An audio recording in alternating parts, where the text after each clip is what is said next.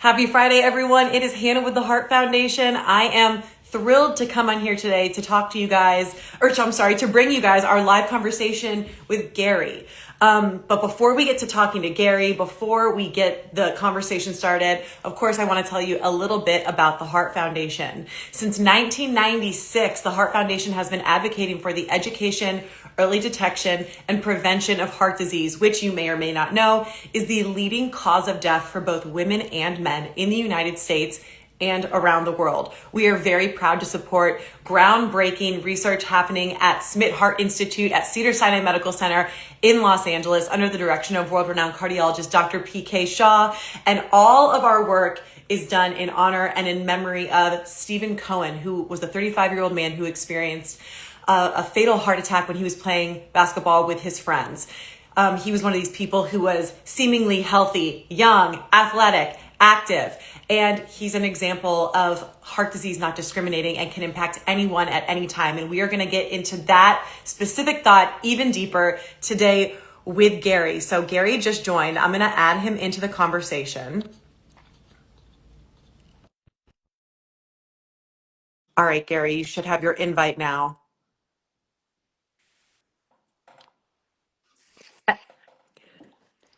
Gary, Hey, how are you? how are you doing? Good. Can you hear me okay? I can hear you great. Can you hear me okay? I can. Thank you very much.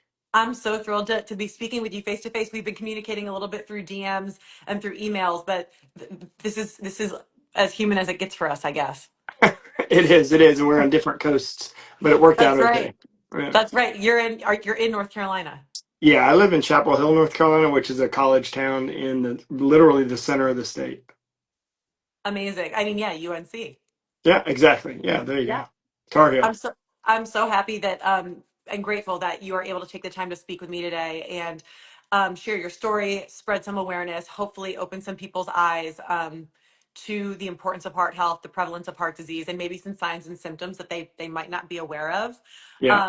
Something that I do want to tell people who are watching is that if you guys have any questions for Gary or for me, please feel free to comment them in the chat. We might not respond to them right away, but we will scroll through at some point in the conversation and hopefully answer any questions that you guys have. So, Gary, first of all, I want to start off. You're a lifelong endurance athlete. Tell me a little bit about that. Kind of lifelong. Okay. I was always an athlete in high school. I certainly wasn't the best, but I kind of discovered the sport of triathlon when I was in my late 20s, early 30s.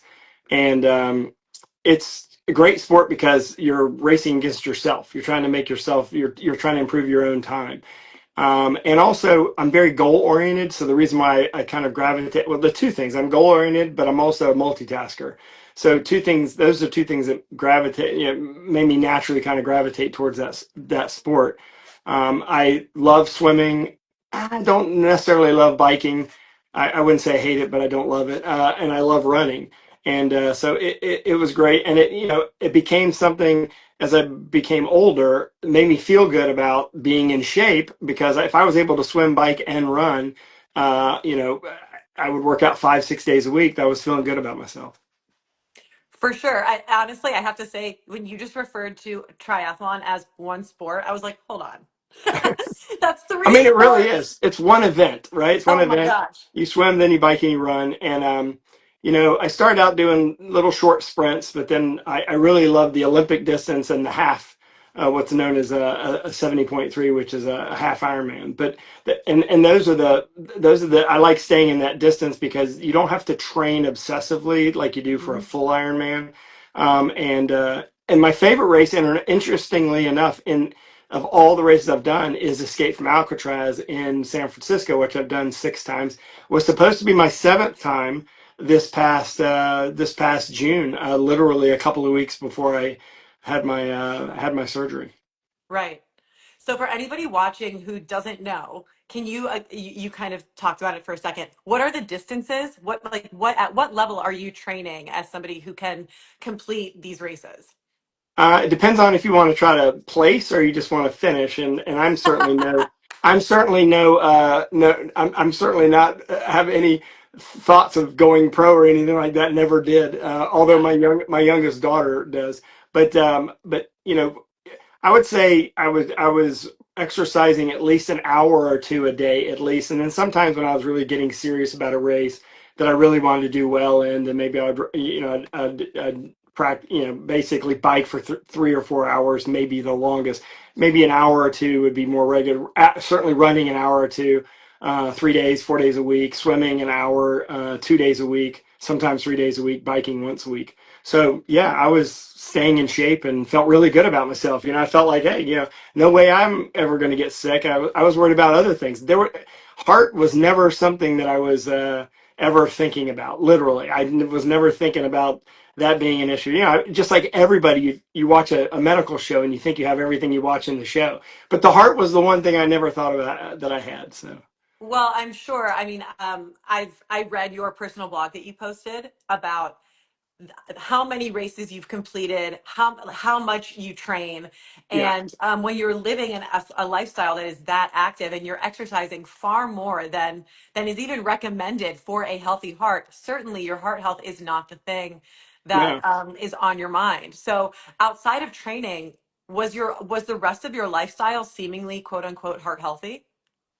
Yeah, I don't eat bad. I mean, I love Taco Bell, but I eat that when I'm traveling a couple of times a year. I don't eat McDonald's. I don't, I think I'm a pretty good eater. I mean, I love ice cream and I love sweets, but never obsessed about that kind of stuff. Mhm. I think so. I mean, but the problem was, I'm adopted, so knew nothing about my history, but felt good about sort of being in shape.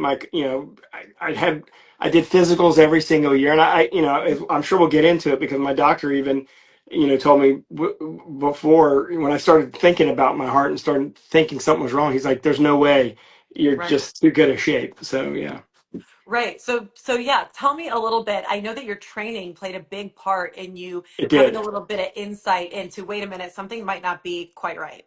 It did. And in fact, it's interesting. Since I wrote that article, of course, I've been thinking, um, and I remembered another event that happened before the 10-mile race. Okay, Okay. so a friend of mine, Jeremy Salemson, who we often will work out together. I've known him for many years. He was getting ready to do, I think, London's marathon or Berlin's marathon, one of them. And he called me on like a Sunday morning or Sunday afternoon and said, "Hey, can you meet me tomorrow morning on the American Tobacco Trail? I need to do like a 10-mile run." Hmm. And this was the end of February. And Of I was this like, year. yeah, this year. Yeah, this Right. past year. And I was like, sure, no problem. That's the first time I started noticing something. I was having a hard time. I have asthma, and I Hmm. thought my asthma was acting. I was having a hard time sort of keeping my pace with my breath.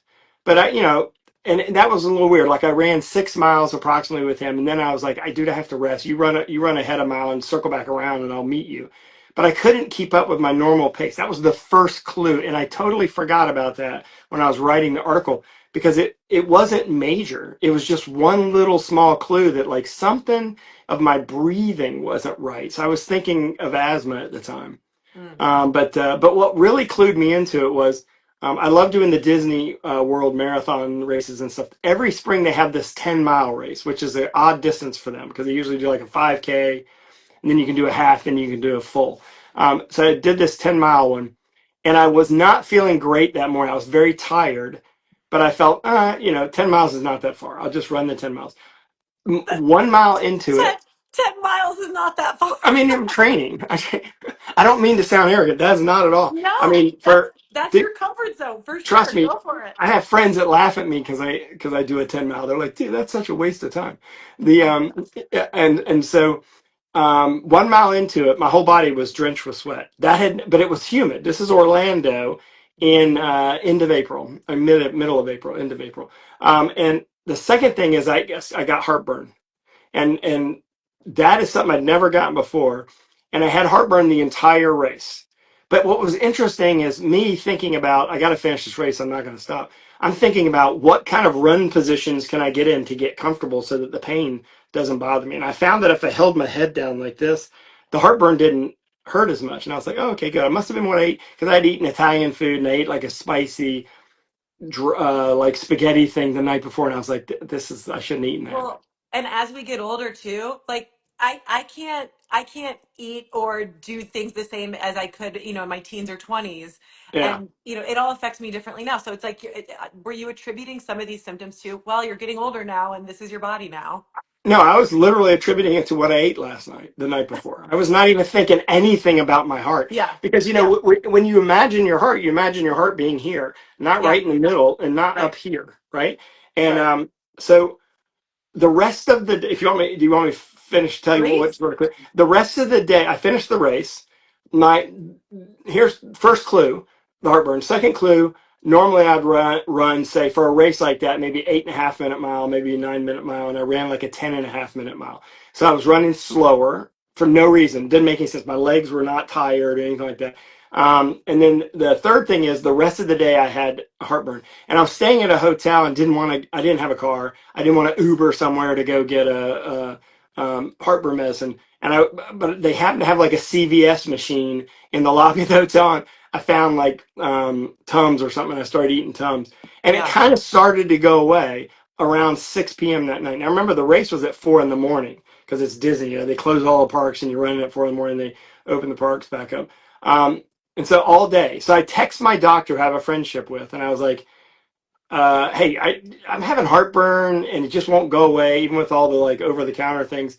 Can I meet? And he's like, yeah, come in Tuesday or Wednesday, something like that. So Okay. I go into his office on Tuesday or Wednesday. And the reason why I was a little concerned about this, I didn't have the heartburn afterwards, by the way, it kind of went away, Mhm. was I'm flying to Tokyo the next week. And so Right. I'm concerned, like, hey, should I go to Tokyo?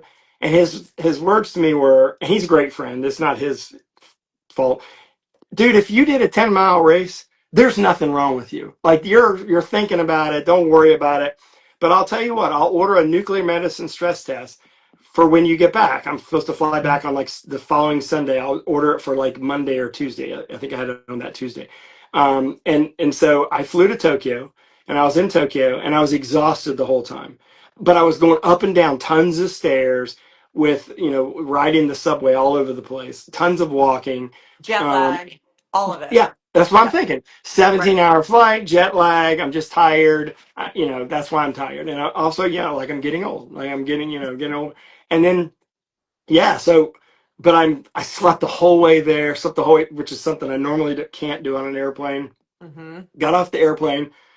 Was just tired. Went to the nuclear medicine stress test 2 days later. I did the test. Like they want you to do like 12 minutes, and I did. I think almost the full 12 minutes. They keep And ramping up. it's on a treadmill. So it's You're it's on a kind of treadmill.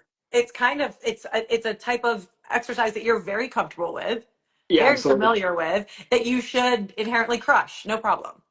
Yeah, I mean, the two things that are odd about it is you're wearing like a Darth Vader mask, and then Hmm. you're covered up with like I don't know 12 to 15 leads all over your body. And Hmm. then the weirdest thing and greatest part of it is that you run on the treadmill, and then they say, okay, go down to the cafeteria and eat the worst food you can possibly get in the hospital cafeteria. Like in the case of North Carolina, that's cheese grits, bacon. Like, and by the way, this is the last time I got to eat that meal. was that, Okay. was that So after you eat that, then you go back up, right? Oh, I'm gonna. My audio disappeared here. Just a oh, second. Okay, that's now I okay. can hear. I can hear you now. Yeah. Okay, good. Sorry about Yeah, that. yeah. Um. So went and ate that, and then they put you in like a CT machine, and everything I thought was going fine. Driving home from that, like 15 minutes into my car, the doctor calls me and says, no more exercising. Keep your heart rate below 100. You have severe, this is the word he used, severe blockage of your arteries. We're going to do a heart catheterization quickly. And I'm like, how quickly? He goes, as quick as we can get the insurance to pay for it. That's basically his determining factor. And I said, well, how, should I be? He goes, don't stress. Like, I'm like, dude, you're stressing me. You're stressing by saying all this stuff to me. He's like, don't stress. That's the last we want you to do, but you're going to have to do it in the next couple of days. So Right. 2 days later, I had a heart catheterization where they stick a camera up your arm and they look around, and you're kind of loopy. I don't know if you want me to stop or if you just want me to keep No, no, going. no, no, no, Okay. no. Keep You're, going. you're kind Fire of it up, loopy. Theo. I didn't know what to expect. I was scared to death. I had no idea how regular, like normal this is. Hmm. You're kind of loopy, you're kind of in and out. And And he goes, "You want to look at it on the monitor?" That's the last thing I remember, sort of like him saying to me. And then the next thing I hear is, "This isn't going to work." That's what I Like hear. it won't go through. Well, I don't know. I mean, Right. I'm loopy, and all I hear the doctor say, "This isn't going to work." So Right. he wheels me into a different room and says, "You have 17. We would have to put 17 stents in you. Mm-hmm. That's too many." You're Yeah. and he said, "I got good news and bad news, and the good news and the bad news are the same thing. You're young and healthy, so you're a perfect candidate for a triple bypass. That's the good news and the bad news." So when you hear triple bypass, I think great grandfather. yeah. Yeah, that's what I think. I think, oh my God, I'm very old. Like that, when you're younger and you hear people have triple bypass, that's old people, right? But But you just feel like certainly you can't be talking about me. right, Certainly this is not. right. We're He not talking said about that my health. Yeah. from the heart catheterization, he said two of my arteries were more than 95% blocked. One was at least 80% blocked. And that was the only solution was to have the triple bypass. And yeah, I mean, I was shocked. I was scared is Hmm. probably the first thing. And then also shocked because he said, we need to do it immediately.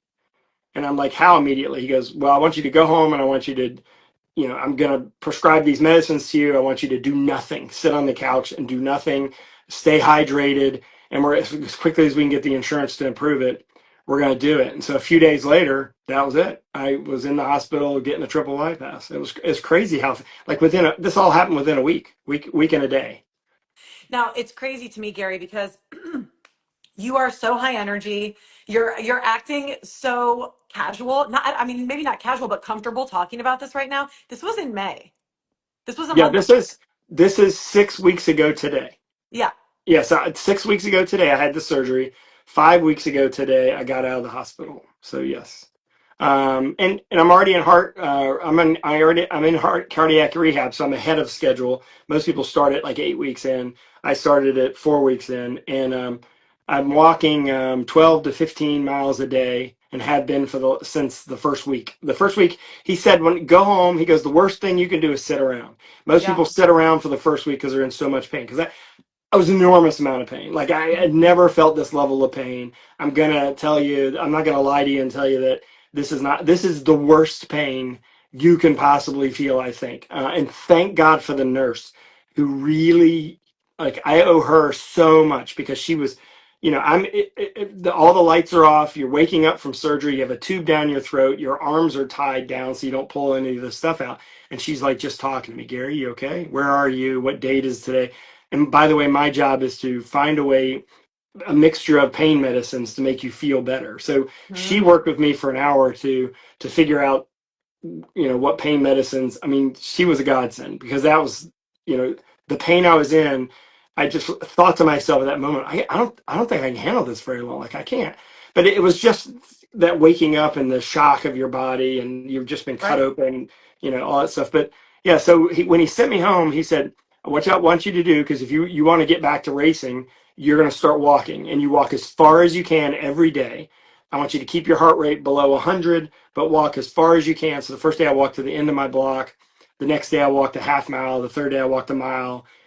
Fourth day I walked 4 miles, and then now I'm walking 12 to 15, some days 16 miles. Yesterday I walked and swam. So yesterday I walked 7 or 8 miles, and then I also swam, which was great because I still have. I don't want to lift up my shirt and gross about, but I still have all. I know you know what it is, but for Yeah. those of you who had it, your chest is filled with glue. Like there's just they don't stitch you up; they glue your chest. So half my chest is glue, and half is uncovered, or the glue is peeled off. So I have to wear Mhm. a tri shirt to swim because I'm embarrassed. I don't want to freak somebody out in the pool. Like, what is that dude doing? What's wrong with his skin? So I like wear a tri shirt to swim, which anyone who does triathlons knows that basically it's like a tank top. And but yeah, swimming is tough because you can't in real time see your heart rate. And now I'm at a Right. level where they're like, you have to keep your heart rate below 130 because I'm still only, basically 5 weeks out from leaving the hospital. Right. So obviously you're still in a very much in recovery mode. You said you're doing Yeah, cardiac rehab, which is incredible. yeah. But are you at a point at all where you're feeling any type of difference? Good For, question. Everyone says that I've talked to that is sort of like me has Yeah. said you're going to feel so much better when you're through all this. Here's what I would say. I would say every day I feel better. Like every Mm, day I can tell I feel better.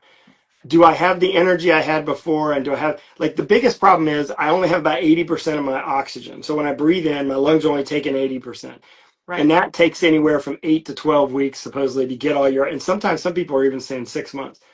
You cannot exercise at full capacity, high heart rates without that oxygen because you just get too tired. And that's the thing that is sort of concerning me.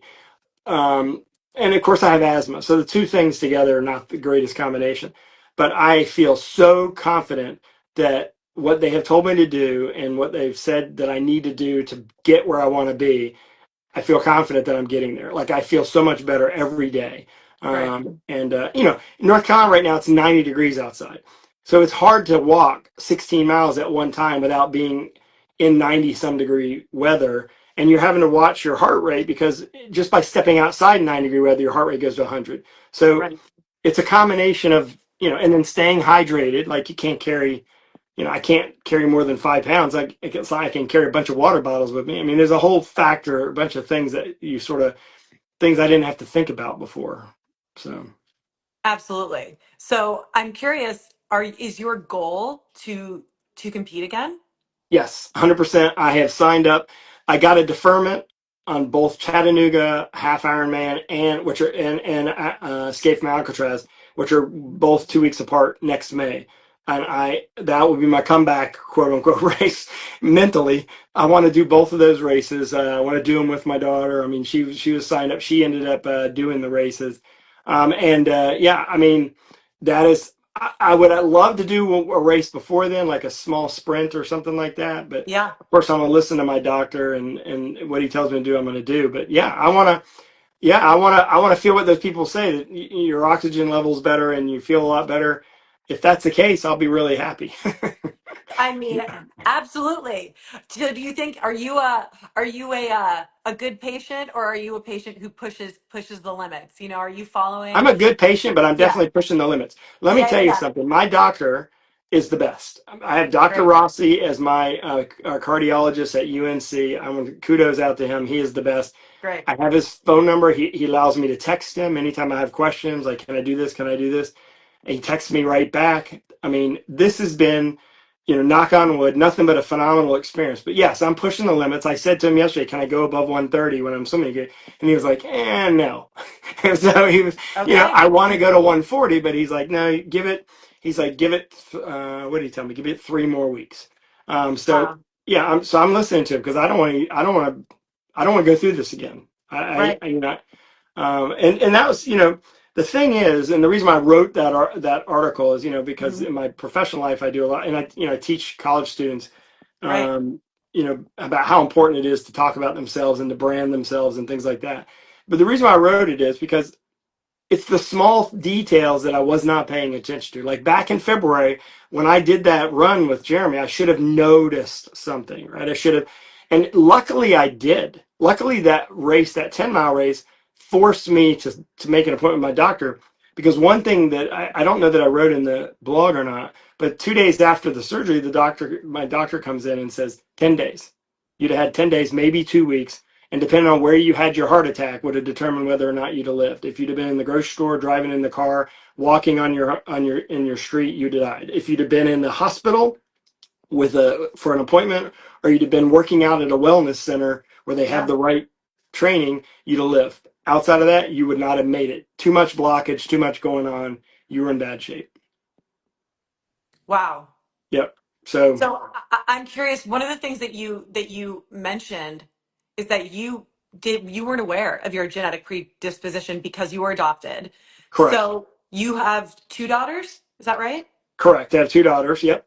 How has now your experience and your knowledge about your genetics, how does that now change your approach to instilling healthy lifestyle choices for them? My daughters already have a healthy lifestyle. They Yeah. both, I told you my younger one does triathlon. She's in fact doing Ironman Kona, which is a world championship in Hawaii in What? October. Yes, I mean, Yeah, I mean, she qualified. That's a race you have to qualify for. She didn't do a lottery. She actually qualified for it. Mhm.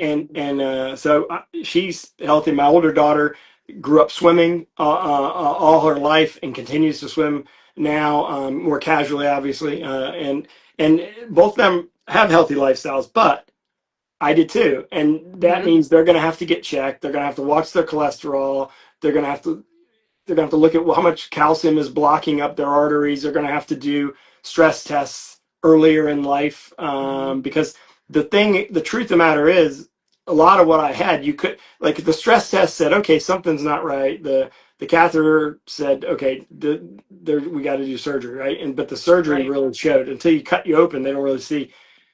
I could have gone 2 more weeks or a month, and not, and we wouldn't be talking. So Right. obviously, hopefully medicine will continue to get better. Hopefully medicine will make it where you don't have to go through 3 tests to figure out exactly what you have. With AI and with technology and good doctors and things like that, it's going to get better and easier for younger people. But you've got to pay attention to it. If your breathing is off, if your pacing is off, and you're familiar with what you should be doing, you got Mhm. to pay attention to it. So yeah, I've had a discussion with them. They are scared. I mean, they were scared for me, and they know that they've got to be really careful, and luckily the medical community is phenomenal. Absolutely. It is funny that we hear the terms or the phrase healthy lifestyle and we think, okay, eat well, exercise often, keep your stress level low, don't smoke, watch your drinking, all of those things. But that extra step of knowledge about your genetic health, if you are able to have it, that fits right into that healthy lifestyle umbrella. Yeah, So, yeah, and honestly, I did. My mother gave me a 23andMe test for my birthday like mhm, 5 years ago, and I did the test, and I did not reach out to any of those relatives that were online because I just wasn't interested, and I didn't see a reason to. In mhm, hindsight, maybe that's the reason, right? Maybe right, now there's the reason, because there's probably some, but that's what they said. They said to me, "You did everything.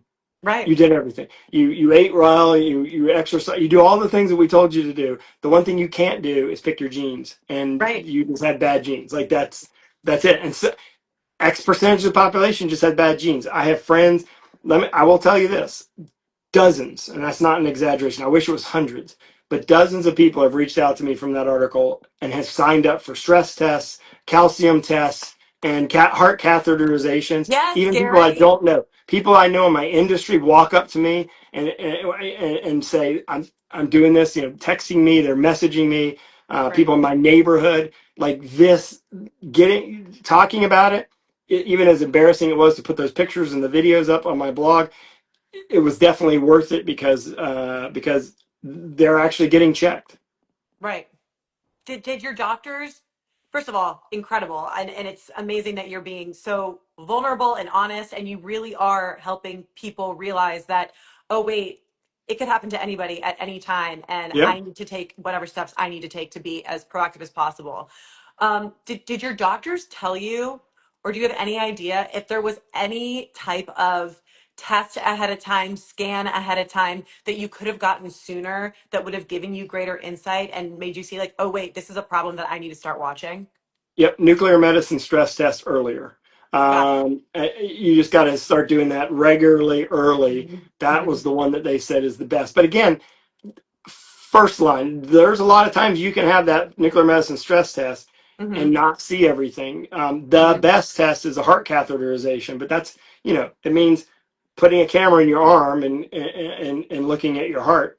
That's not Right. something every insurance company is going to pay for. It's not like you can say, I want that as my Right. first test, because you're going to have something else like a calcium test for some people, Mhm. or a stress test for others. The stress test, my understanding is the stress test is better than the calcium test, and the heart catheterization is better than a stress test. So, you know, I'm sure there'll be other tests too, and I don't. I'm sure there's other tests that I don't even know of, but those are the Right. ones I took.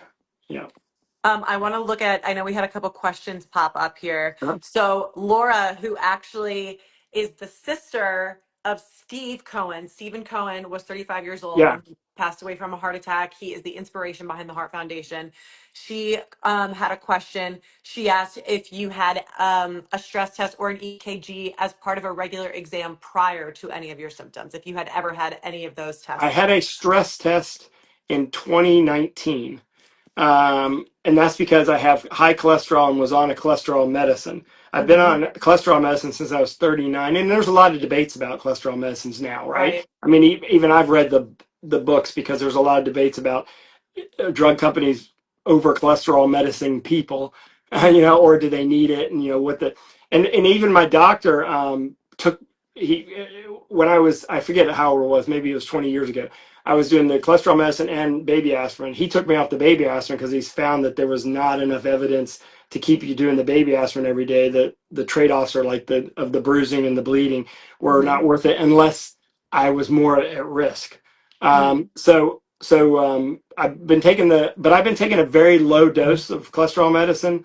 My Hmm. cholesterol is pretty much under control. It wasn't substantially high Right. while I was on the medicine. Before I went on the medicine, the medicine really did work for me. Didn't have any of the muscle soreness and aches and stuff. So I had a stress test, and I can't remember why. I think maybe it was just my age. My doctor said because I was complaining about maybe something I don't remember, or maybe he was wanting to up the dosage of the cholesterol medicine. I think we did the stress test, and then the nuclear medicine version of it was the key thing though. So Got it. because then that's where they're injecting dye inside of you. And by the way, the thing that you should understand is the reason why they want you to eat is your heart is most stressed after eating. So for regular people who don't exercise and you just eat dinner, there's a reason why a lot of heart attacks happen after eating dinner. Your body's really stressed because you're now filled up, your cavities filled up with food, and you're stressing the heart. So the combination of exercising and eating back to back, that's the most stressed you can be, which is why Wow. they call it that. So that's why they do it under those conditions, and then they wait an hour and do another test after the food is digested to see the difference. So yeah, the only thing, Laura, the only thing I could have done is take the stress test, ask for the stress test a year ago, but I didn't have any other symptoms. So Right. You didn't think you would need that. That never would even occur to you. I just think my arteries were collapsing in a very short period of time for whatever reason. Like they were just Wow. filling up really quickly. Wow. Yeah. Gary, this has been the most refreshing, eye-opening, um, vulnerable conversation. I really can't thank you enough for coming on here and just talking with me. No, I Um, appreciate it. if you had any words of wisdom for someone who feels like they're doing everything that they can for their heart health and they feel like I'm not at risk. I would say listen to your body because Mm. you get embarrassed when you think I don't want to tell anybody that I might need to go to the hospital or because I don't want to look like I'm panicking and maybe it's a panic attack, maybe it's something serious. I would say listen to your body. If you Yeah. know your body really like everyone knows their body really well and you know when something is off, right? If you think back when you got the flu or you got a cold, there was that first symptom and you're like, oh god, I know I'm getting ready to get the flu. It's that first symptom that pay attention to that. But and in that in my case I was lucky, that I was sort of forced into that with the race. But had I even paid attention to my body just a little bit earlier, I would have been less of a risk. But pay attention to your body, listen to your body, and don't be afraid to go to the hospital if you think something's wrong. I'm so happy that you had that insight and that you very fearlessly got in contact with your doctor to take next steps to see what the issue was. That's amazing. Yeah, and I would another piece of advice: if you can have a Yeah. friendship with your doctor, that's a great thing, right? I don't abuse it, but at the same time, I trust him. Thank God he was. Yeah. One little quick note: when I Yeah. was in the meeting, when I was in that appointment with him, he's like, he says before I asked him about going to Tokyo, and he goes, okay, I'm going to tell you a story. This is not about you, but imagine hypothetically there's this person, and this person has heavy blockage, and then this is what this person would feel, and this is what he was. And so he was sort of hypothetically saying, you're here, but this is worst case scenario, hypothetically. When he came to visit me in the hospital, like on day 3 or 4, like, I was like, I was the hypothetical guy.